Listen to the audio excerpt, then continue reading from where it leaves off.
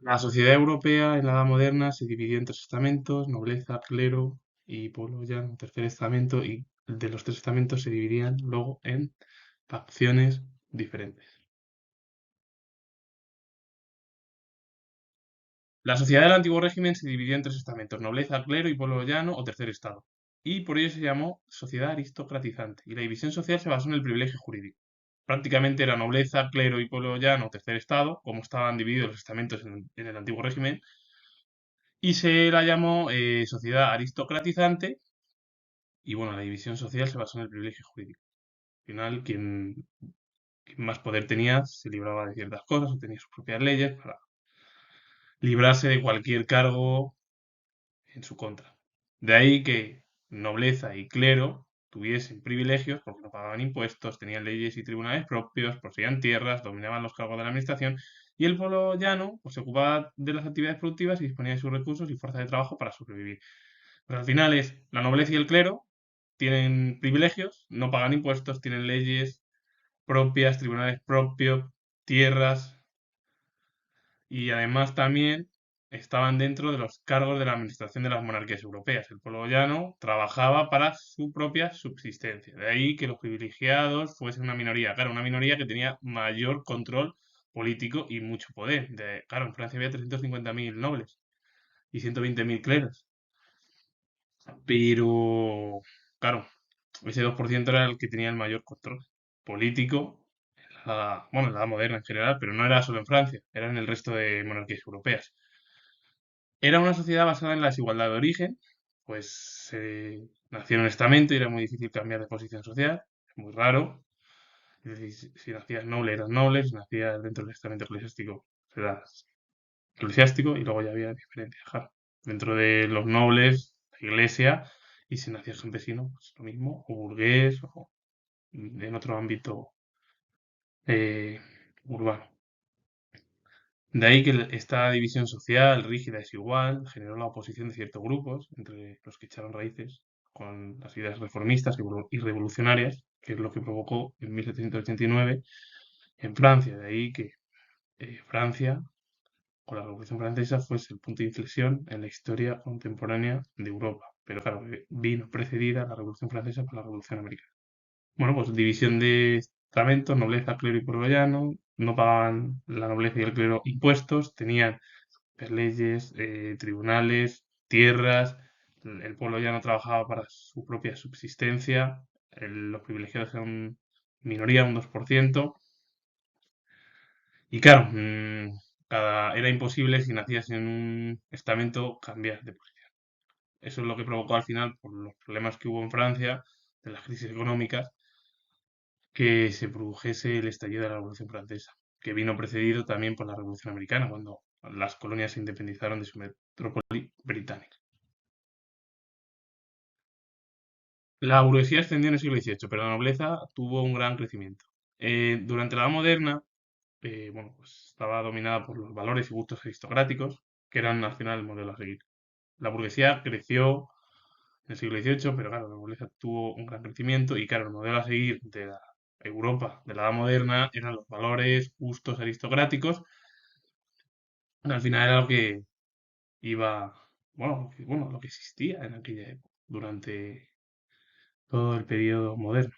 La nobleza tenía una serie de privilegios por nacimiento, aunque claro, dentro del estamento nobiliario había diversidad, porque había nobles ricos, muy pobres, nobles que ocupaban grandes cargos y otros que no tenían ninguna influencia. Al final, el estamento nobiliario, como otros, había nobles más ricos, más pobres, que ocupaban cargos dentro de la administración de las monarquías europeas, que no tenían influencia, y luego ya en el nivel más alto de nobleza era la aristocracia. Y claro, esto estaba formado por las grandes familias, las más ricas y poderosas, a las que se reservaban por los altos cargos de la administración, dentro de las monarquías, claro, y del ejército. Es decir, esta gente no era intocable casi, porque estaban dentro del mundo político, militar, y por qué no hay que decirlo también en lo económico, y por la influencia que tenían sobre los monarcas europeos.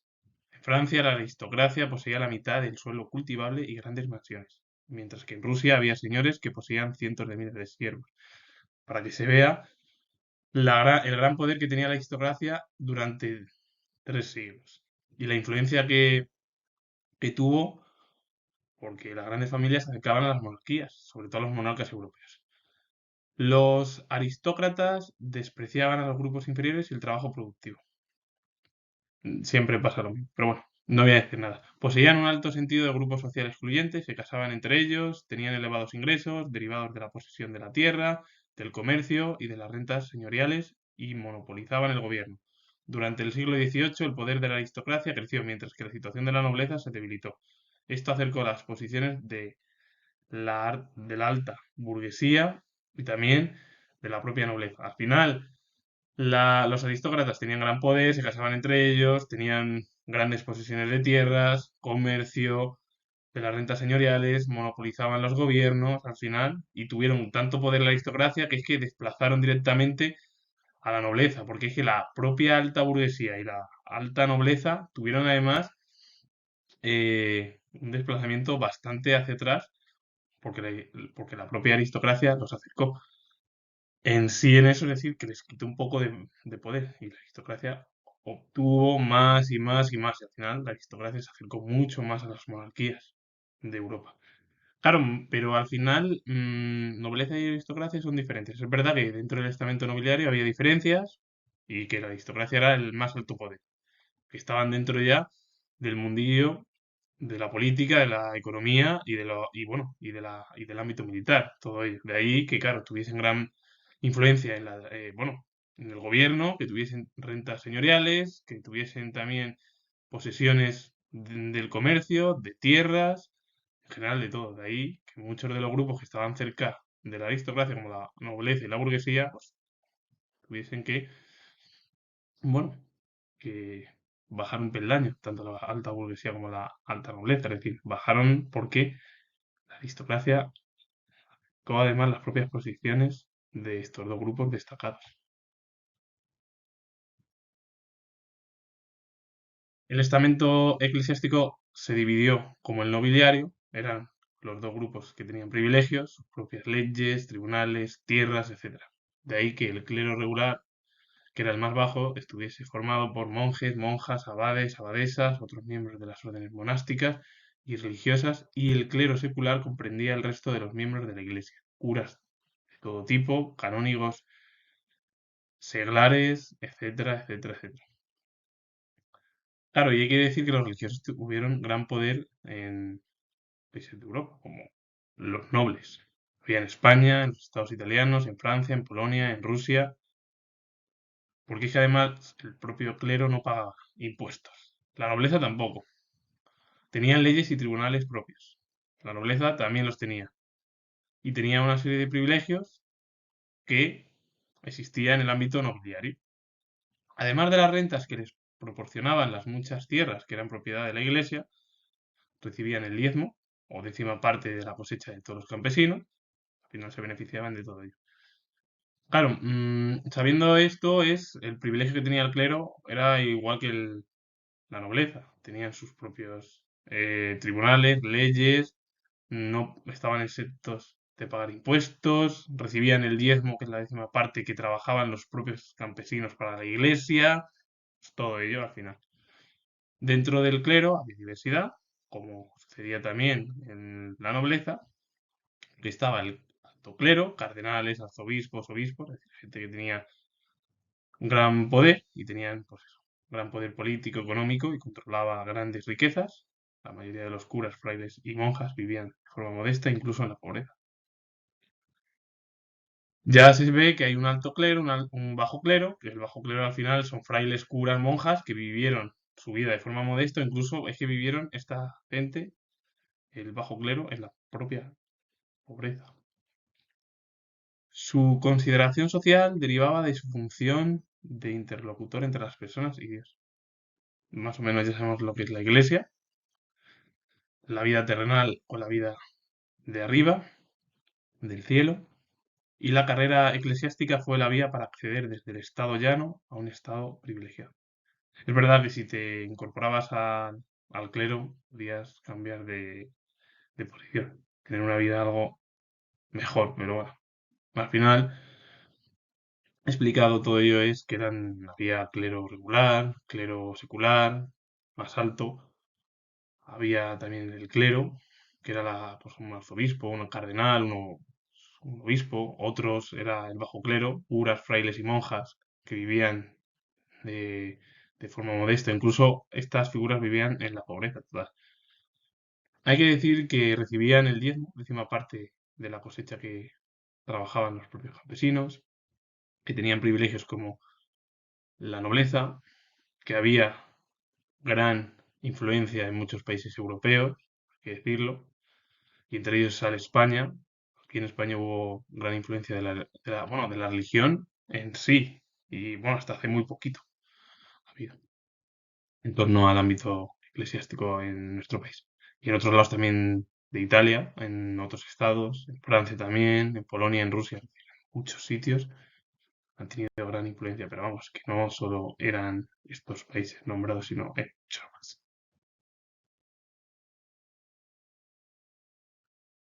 El pueblo llano, bueno, estaba formado por la mayoría de la población, hubo diferentes grupos sociales y además carecían de privilegios jurídicos y económicos. Sus obligaciones eran su trabajo, que sustentaba al conjunto de la sociedad, y el pago de impuestos. Dentro bueno, del pueblo llano, tercer estado, había diferentes grupos sociales. Ellos no tenían privilegios jurídicos y económicos. Sus obligaciones eran su trabajo, que sustentaba al conjunto de la sociedad, y además pagaban impuestos. La burguesía era el grupo social que mejor posición se encontraba dentro del pueblo llano.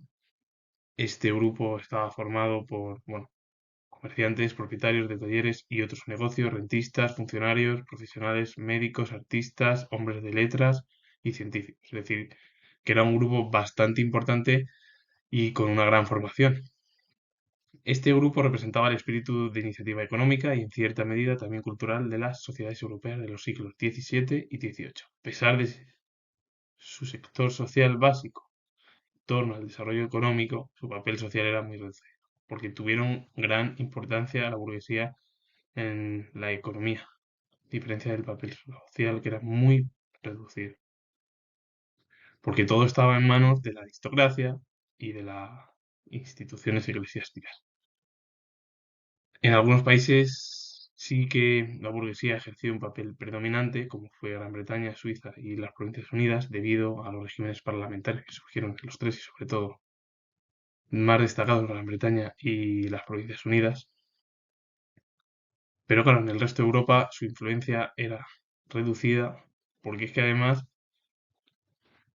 solo podían ocupar cargos municipales, y además a la propia burguesía en el resto de las monarquías europeas estaban fuera de la política, sobre todo de la alta política.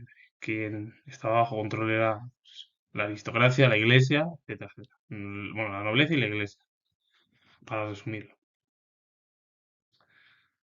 Y en el siglo XVIII la burguesía comenzó su descontento con su situación, pues pensaba que su posición económica debía traducirse en una mayor influencia política y social. Hubo descontento en el ámbito burgués, porque ellos tenían gran poder económico y querían trasladarlo, pero la sociedad daba privilegios siempre a las mismas figuras, a la iglesia y a la nobleza. Por ello, empezaba a exigir su participación en los puestos más influyentes de la política: el ejército, la administración y la iglesia.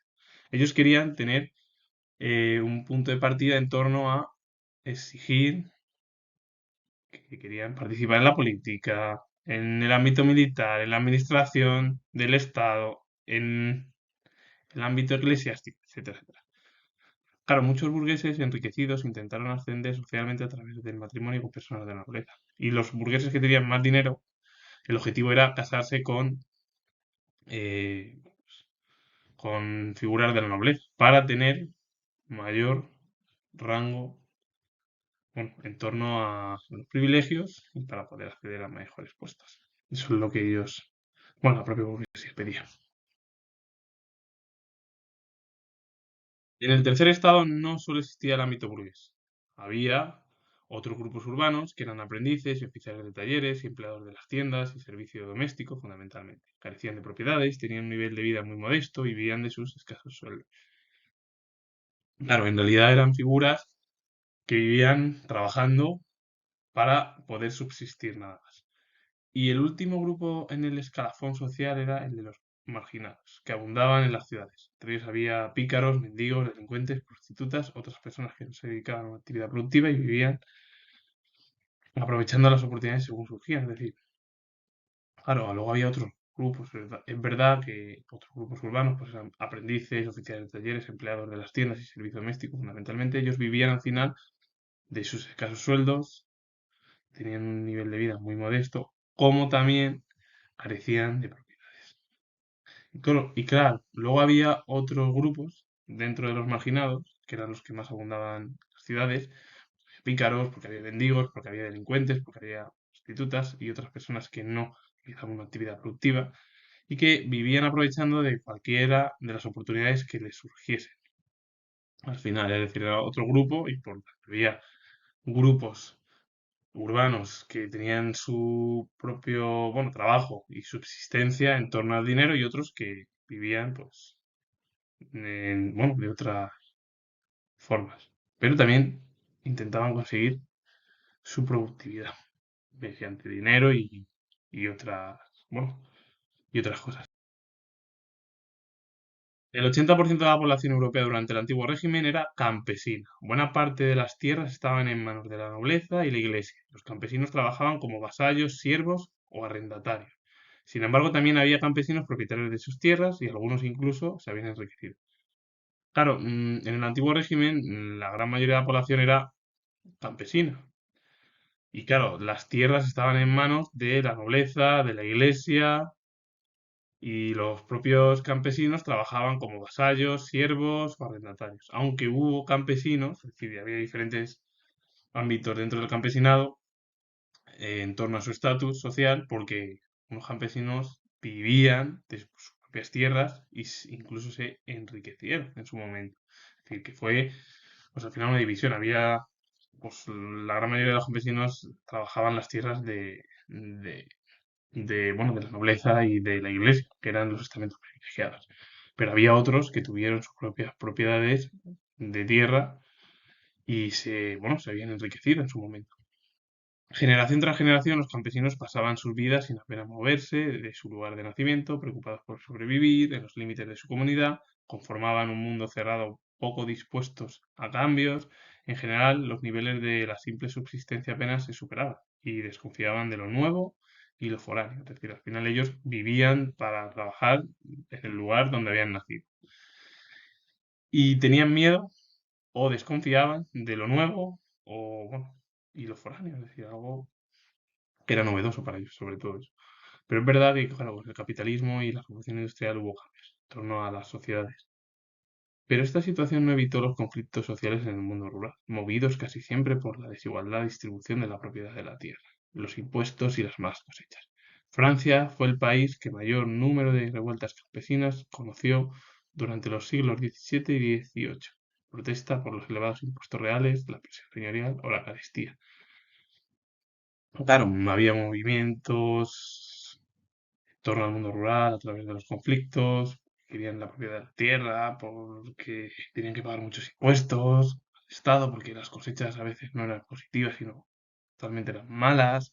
Francia fue el ejemplo en el cual, bueno, pues hubo o se produjeron numerosas revueltas entre los siglos XVII y XVIII, porque había elevados impuestos reales, la presión señorial o la carestía. Es decir, que es lo que provocó luego el estallido de la Revolución Francesa por las malas cosechas, los problemas económicos que sufría el país francés, es decir, Francia en sí, y eso luego se trasladó al resto de Europa. Antes, con la Revolución Americana, la independencia también comenzaron ahí la era de las revoluciones, que es finales del siglo XVIII hasta la primera mitad del siglo XIX, con la revolución de 1820, porque querían algunos países cambiar de monarquías absolutistas, como fue el caso de España, algunos estados italianos o Portugal, por monarquías constitucionales, es decir, la Constitución de 1812 fue además importante, o la independencia de Grecia del Imperio Turco, o que las revoluciones más que se produjeron en Francia con los 3 días que acabaron con la dinastía finalmente los Borbones, que bueno, subió al trono la dinastía Orleans en la figura de Luis Felipe I de Orleans, que luego fue Luis Felipe I de Francia, y luego más tarde bueno, la dinastía Bonaparte con el sobrino de Napoleón Bonaparte, Napoleón III, y de ahí, bueno, pues en otros lugares también surgió en el Imperio Austrohúngaro, en el Imperio Ruso, Polonia, que se quería independizar del Imperio Ruso y no pudo, en lo de Bélgica y Países Bajos, que eran un conjunto y se independizaron al final Bélgica de ahí, o la unión incluso entre Suecia y Noruega, que luego al final se separó, la independencia que quería también Finlandia, que la consiguió pues, a principios del siglo XX, es decir, después de la Primera Guerra Mundial, es decir, todo ello, bueno, pues vino lugar, aparte de que muchos de los países querían la independencia, otros querían unirse, como fue el estado de los casos alemán, con la unificación alemana e italiana en 1871. Bueno, pues todo ello lo que provocó al final es todos estos problemas de cómo vivían el tercer estado, pues el campesinado, la burguesía, otros grupos urbanos que querían igualdad y que no tuviesen solo privilegios la nobleza y el clero. Es lo único que pedían estas sociedades al final. Luego con el estallido y la ilustración fue lo que cambió en Europa y en América y en otras zonas como fue Oceanía, es decir, el caso de Australia. Finalizo, comento que tengo la hora de historia, si os gusta el vídeo, darle a like, suscribiros y comentar. Saludos, adiós.